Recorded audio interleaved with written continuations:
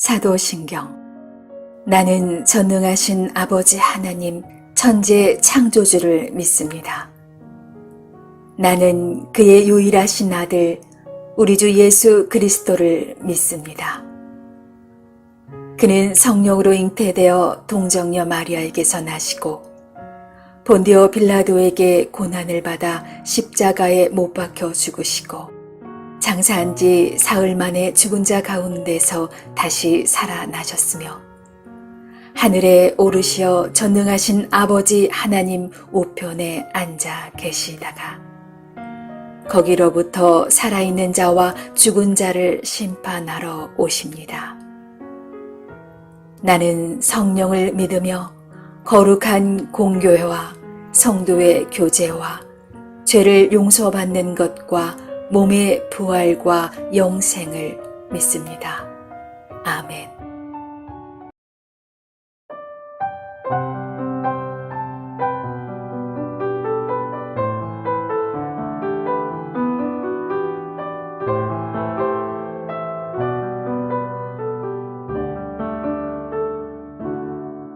주님 말씀하시면 내가 나가리다. 주님 뜻이 아니면 내가 멈춰서리다. 나의 가고 서는 건 주님 뜻에 있으니 오 주님 나를 이끄소서. 주님 말씀하시면 내가 나가리다. 주님 뜻이 아니면 내가 멈춰서리다. 나의 가고 서는 건 주님 뜻에 있으니 오 주님 나를 이끄소서. 뜻하신 그곳에 나 있기 원합니다. 이끄시는 대로 순종하며 살리니 연약한 내 영혼 통하여 일하소서. 주님 나라와 그 뜻을 위하여 오 주님 나를 이끄소서.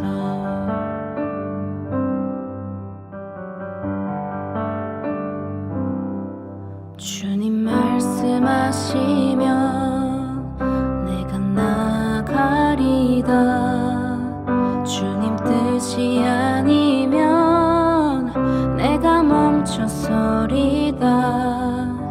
나의 가고 서는 건 주님 뜻에 있으니 오 주님 나를 이끄소서. 뜻하신 그곳에 나 있기 원합니다. 이끄시는 대로 순종하며 살리니 연약한 내 영혼 통하여 일하소서. 주님 나라와 그 뜻을 위하여 뜻하신 그곳에 나 있기 원합니다. 이끄시는 대로 순종하며 살리니 연약한 내 영혼 통하여 일하소서. 주님 나라와 그 뜻을 위하여 오 주님 나를 이끄소서.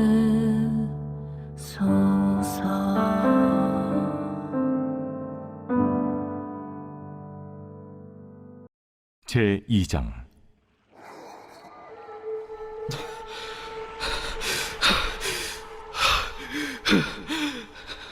요나가 물고기 뱃속에서 그의 하나님 여호와께 기도하여 이르되 내가 받는 고난으로 말미암아 여호와께 불러 아뢰었더니 주께서 내게 대답하셨고, 내가 수월의 뱃속에서 부르짖었더니 주께서 내 음성을 들으셨나이다. 주께서 나를 깊음 속 바다 가운데에 던지셨으므로 큰 물이 나를 둘렀고 주의 파도와 큰 물결이 다 내 위에 넘쳤나이다. 내가 말하기를 내가 주의 목전에서 쫓겨났을지라도 다시 주의 성전을 바라보겠다 하였나이다. 물이 나를 영혼까지 둘러싸우며 깊음이 나를 에워싸고 바다풀이 내 머리를 감쌌나이다. 내가 산의 뿌리까지 내려갔사오며 땅이 그 빗장으로 나를 오래도록 막았사오나 나의 하나님 여호와여, 주께서 내 생명을 구덩이에서 건지셨나이다. 내 영혼이 내 속에서 피곤할 때에 내가 여호와를 생각하였더니 내 기도가 주께 이르렀사오며 주의 성전에 미쳤나이다. 거짓되고 헛된 것을 숭상하는 모든 자는 자기에게 베푸신 은혜를 버렸사오나 나는 감사하는 목소리로 주께 제사를 드리며 나의 서원을 주께 갚겠나이다. 구원은 여호와께 속하였나이다. 여호와께서 그 물고기에게 말씀하시매 요나를 육지에 토하니라.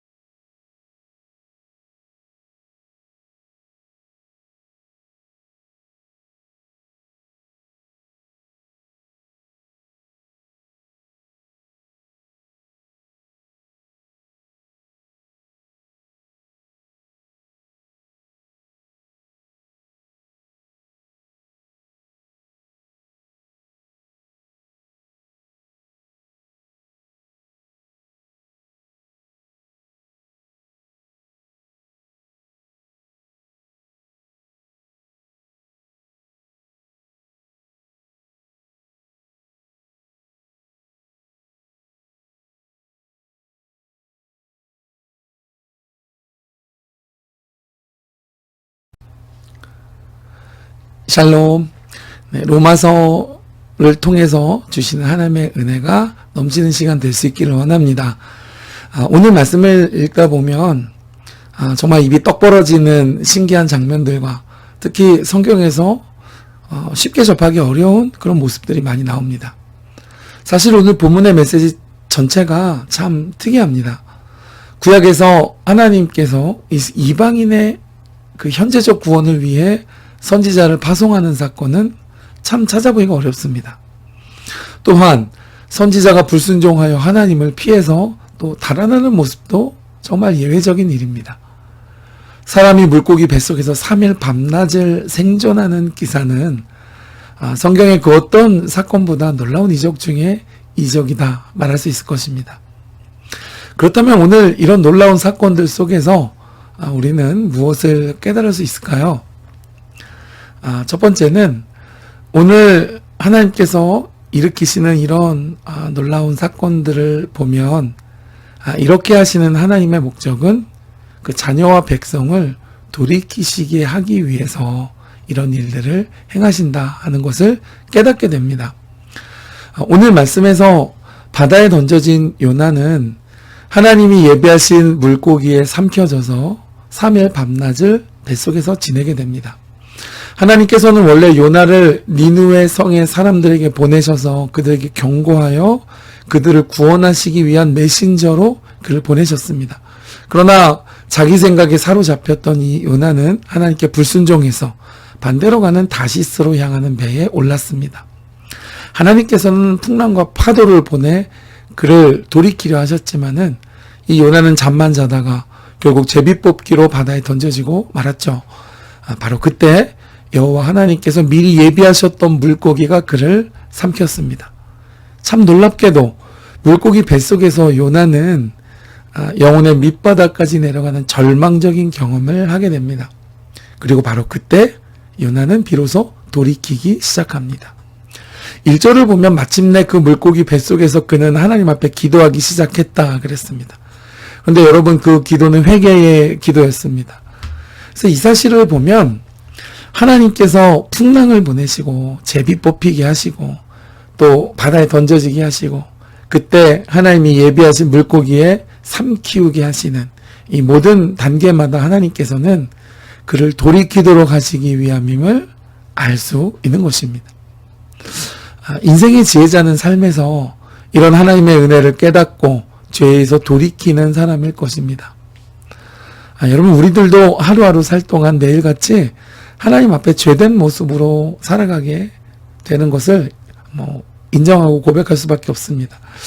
그런 면에서 우리는 하나님의 은혜가 아니면 단 하루도 온전해질 수 없는 존재임을 깨닫게 되는 것이죠.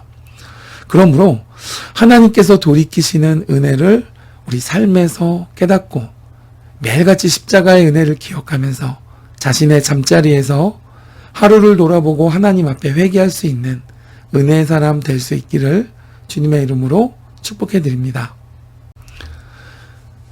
오늘 말씀의 이 요나의 회개의 기도는 하나님 앞에 상달이 되었습니다.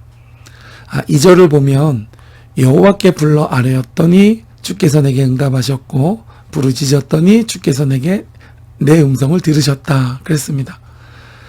이렇듯 참된 회개의 기도는 하나님께서 반드시 들으시고 상한 마음으로 주 앞에 나오는 사람을 하나님은 결코 외면하지 않으신다 하는 것을 알 수 있습니다. 여러분, 그 물고기 뱃속에서 기도했어요. 근데 그 기도가 하나님께 상달되었습니다. 그 이유는 이것이 회개의 기도였기 때문입니다. 이사야 6장에 보면 하나님의 거룩한 영광의 광채 아래에 드러난 그 자신의 불결한 영혼을 그 실체를 발견하게 된 선지자가 울부짖는 통회의 기도를 드릴 때에 하나님께서 그 회개의 기도를 들으시고 즉시로 천사를 보내서 그 입술을 정결케 해주시는 하나님의 모습이 기록되어 있습니다. 하나님의 보좌에 유일하게 이룰 수 있는 것은 찬양과 기도이며 특히 참회의 기도는 하나님께서 즉시로 응답하시고 회복해 주신다 하는 것을 보여주는 말씀이 아닐 수 없습니다. 하나님께서 물고기 뱃속에서 요나의 참된 회개의 기도를 그분이 들으시고 응답하시자 오늘 이 요나는 성전도 아니고 다른 곳도 아닌 물고기 뱃속에서 감사의 시로 하나님 앞에 노래하고 있습니다. 9절을 보면 나는 감사하는 목소리로 주께 제사를 드리며 나의 서원을 주께 갚겠나이다. 구원은 여호와께 속하였나이다. 이 찬양은 회개의 기도를 받으신 하나님께 그가 물고기 뱃속에서 드렸던 찬양입니다.